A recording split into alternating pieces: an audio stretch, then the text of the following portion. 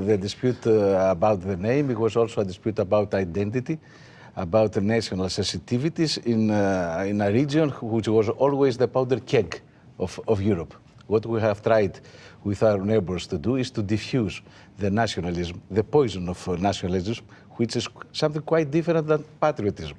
We love, both of us, our countries, but it is not necessary to hate the country of the other. There is a discussion now regarding EU-USA relations.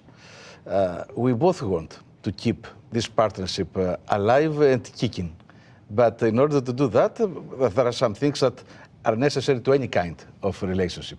Mutual respect, not unilateral movements. So we are going to do our part in Europe, I speak, and we're expecting our American friends to do the same.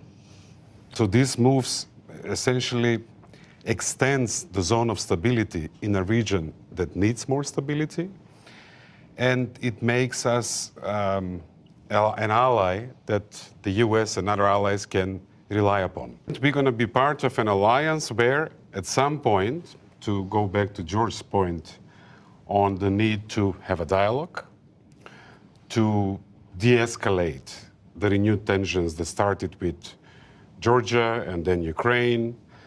But this bridge will have to be built on some important pillars where international law is very important.